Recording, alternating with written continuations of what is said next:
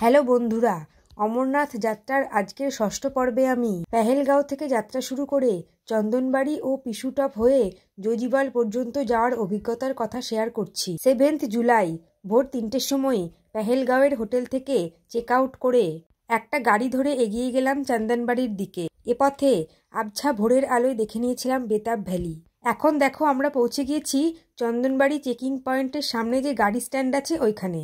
আর এই জায়গার 360 degree view ছিল কিছুটা এই রকম। লাঠি, ঘোড়া, পিঠু, পালকি যা যা নেওয়ার সবই এখান থেকে পেয়ে যাবে। 5:30 বাজে। এই দিকের লাইনটা হচ্ছে ছেলেদের আর এই দিকের লাইনটা হচ্ছে মেয়েদের। আসতে একটু লেট হয়ে গেল, সেজন্য বিরাট লাইন পড়ে গেছে।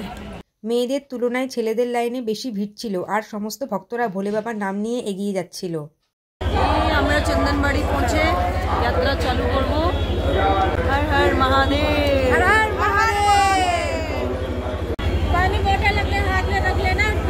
প্রচণ্ড কড়াকড়িভাবে RFID কার্ড ও ব্যাগ স্ক্যানিংয়ের পর আমরা এই জায়গা থেকে ব্যাগ কালেক্ট করলাম। ব্যাগ স্ক্যানিংয়ের পর আমাদের অনেকক্ষণ ওয়েট করতে হয়েছিল, কারণ ছেলেদের লাইনে ভিড় বেশি থাকার কারণে ছোটনদা ও রঞ্জিতদার আসতে অনেক লেট হচ্ছিল।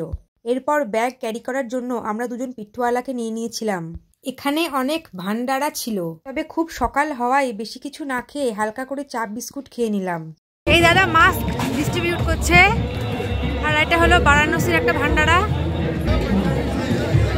এই ভান্ডারাগুলি পার করার পরেই ঘোড়া ও পিঠুর স্ট্যান্ড ও কাউন্টার ছিল। ঘোড়া ও পিঠু ভাড়া করার আগে অবশ্যই কাউন্টার থেকে পার্চি কেটে নেওয়া উচিত। এই যে এখানে অনেক ঘোড়া দাঁড়িয়ে আছে। পার্বতী পতায়ে হর হর মহাদেব। যাত্রা শুরু শেষনগরের উদ্দেশ্যে। 6:22 আমরা হাঁটা শুরু করলাম। দেখা যাক শেষনগর কত টাইম লাগে। ওয়েলকাম টু শ্রী অমরনাথ যাত্রা। লঙ্গর থেকে উঠে এসে প্রথমে কিছুটা সমতল, তারপরে একটু ডাউন। আমাদের সংযুক্তাদি, আমাদের পোর্টার ভাইরা আর রঞ্জিতা। চন্দনবাড়ি থেকে যাত্রা শুরু করে আমরা হাঁটতে শুরু করলাম শেষনাগের উদ্দেশ্যে। সংযুক্তাদির প্রেশারটা চেক করে নিচ্ছে একবার। ভারত সেবাশ্রম সংঘ থেকে আমি মেট্রোজেল ট্যাবলেট নিলাম। প্রায় 1 কিলোমিটার উঠে আসার পর আবারও একটি ভান্ডারা পেয়েছিলাম, আর এখানে সবাই বলছিল কিছু খেয়ে নিতে, কারণ এরপরে আবার ভান্ডারা রয়েছে পিশুটপে। মাঝে 3 কিলোমিটারে কোনো ভান্ডারা নেই।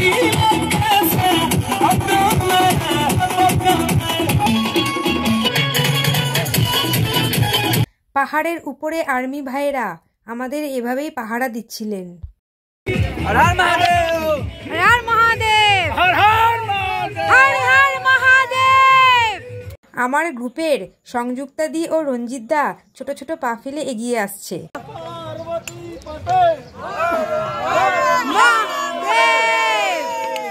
সম্পূর্ণ রাস্তায় হর হর মহাদেব, জয় বাবা বরফানি ইত্যাদি ধ্বনিতে মুখরিত। সত্যি এই আওয়াজই যেন এই দুর্গম পথ চলার শক্তি যোগায়। চন্দনবাড়ি থেকে পিশুটপের দূরত্ব 3 কিলোমিটার। এই 3 কিলোমিটার পুরোটাই খাড়া চড়াই। মানুষের সাথে সাথে পালকিও এগিয়ে চলেছে। ওই নিচে চন্দনবাড়ি থেকে আমরা প্রায় 2 কিলোমিটার উপরে উঠে এসেছি। খাড়া চড়াই ভাঙতে ভাঙতে ক্লান্ত হয়ে আমরা এক জায়গা থেকে 20 টাকা দিয়ে নিম্বু পানি ও 40 টাকা দিয়ে 1 প্লেট শশা কিনে নিয়েছিলাম। 2 কিলোমিটার আসতে না আসতেই সকলের হাঁটার গতি কিন্তু অনেকটাই কমে গিয়েছে। এই ছোট্ট ছোট্ট পায়ে চলতে চলতে ঠিক পৌঁছে যাব। জয় বাবা বরফানি, জয় ভোলে। কত বছর ধরে কত ভিডিওতে দেখে এসেছি এই পথ, রাস্তাঘাট, এখানকার পাহাড় ও আশপাশের প্রকৃতি। ভোলে বাবার অশেষ আশীর্বাদে আজ আমিও এ পথের যাত্রী। এই ভাই এরকম ত্রিশূল নিয়ে হাঁটতে হাঁটতে এগিয়ে যাচ্ছিল। তবে 2024 সাল থেকে ঘোড়া ও মানুষের হাঁটার রাস্তা আলাদা হয়েছে, তাই পথে খচ্চরদের উৎপাত একেবারেই নেই। যাত্রীরা ধীরে সুস্থে নির্বিঘ্নে নিজের মতো করে হাঁটতে পারছে। ওই নিচে দেখা যাচ্ছে চন্দনবাড়ি। আমরা 2 কিলোমিটার পথ উঠে এসেছি। পিশুটপ এখনো 1 কিলোমিটার বাকি। বাঁ দিকের রাস্তাটি মানুষের হাঁটার পথ, আর ডান দিকে নিচে যে জিগজ্যাগ রাস্তাটি দেখা যাচ্ছে ওইটি পিশুটপের পুরনো রাস্তা, তবে ওই পথ দিয়ে এখন শুধু ঘোড়া যায়।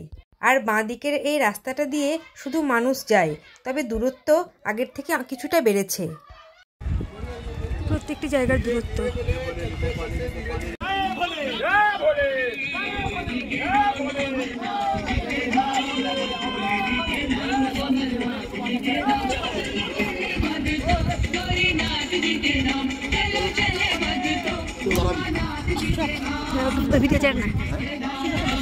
চলো চলো চলো।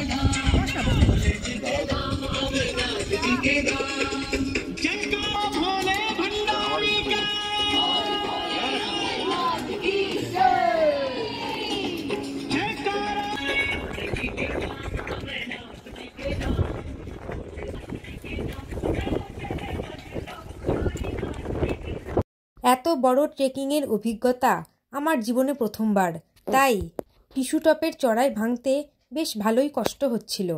তবুও বাবা ভোলানাথের ওপর ভরসা রেখে তার নাম নিয়ে ছোট্ট ছোট্ট পা ফেলে এগিয়ে যাচ্ছিলাম, কারণ মনে এক অদম্য জেদ ছিল, হেঁটেই পৌঁছাবো ওই পবিত্র গুহায়।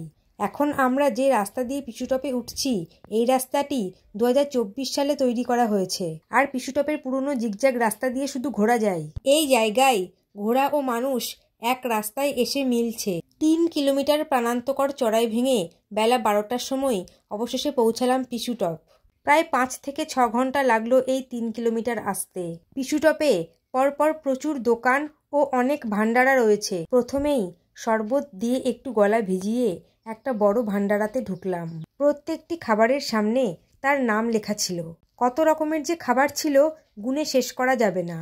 ভান্ডারার চারিদিকে পরপর বিভিন্ন রকমের খাবার সাজানো, আর মাঝখানে বসে খাওয়ার জন্য এরকম স্পেস রয়েছে, সেখানে সমস্ত পুণ্যার্থীরা বসে খাবার খাচ্ছিল। এছাড়া কেউ যদি নিচে বসতে না পারে তার জন্য চেয়ারও ছিল। দুধ, ক্ষীর, পায়েস, ইডলি, ধোসা, ফল, বিভিন্ন রকমের মিষ্টি, ফ্রায়েড রাইস, কচুরি, পাউরুটি, হালুয়া, ভাত, ডাল, পাঁপড়, রাজমা, মিক্সড ফ্রায়েড রাইস ইত্যাদি বিভিন্ন রকমের খাবার পাওয়া যাচ্ছিল। ভাত, ডাল, মিষ্টি, মিক্সড ভেজ, পাঁপড়, মোমো।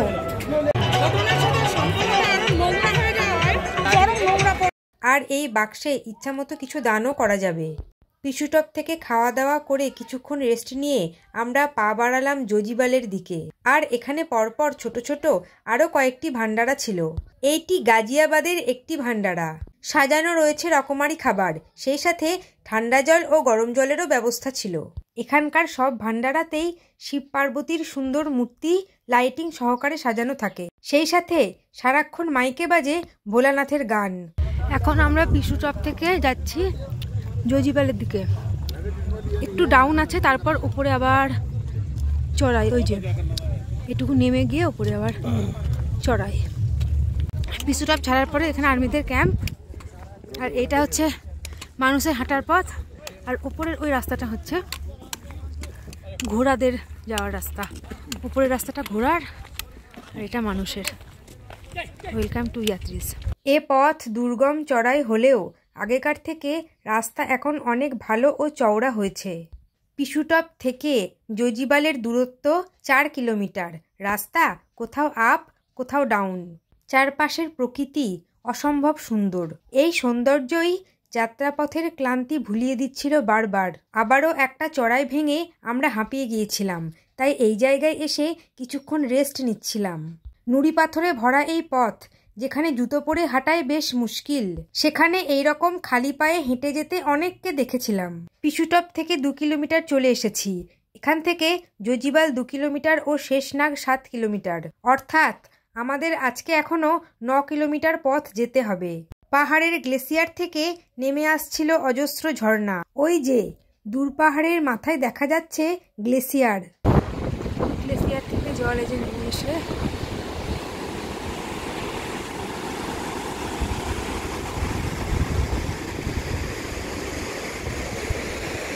ওই দূরে মনে হচ্ছে জজিবাল দেখা যাচ্ছে। মনে হচ্ছে চন্দনবাড়ি থেকে 7 কিলোমিটার দূরত্ব পায়ে হেঁটে আমরা পৌঁছে গেছি জজিবালে।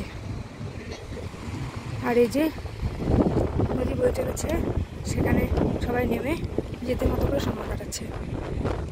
জজিবাল ও শেষনাগের ভিডিও নিয়ে খুব তাড়াতাড়ি ফিরছি পরের পর্বে। ততক্ষণ পর্যন্ত সকলে সঙ্গে থেকো। টাটা।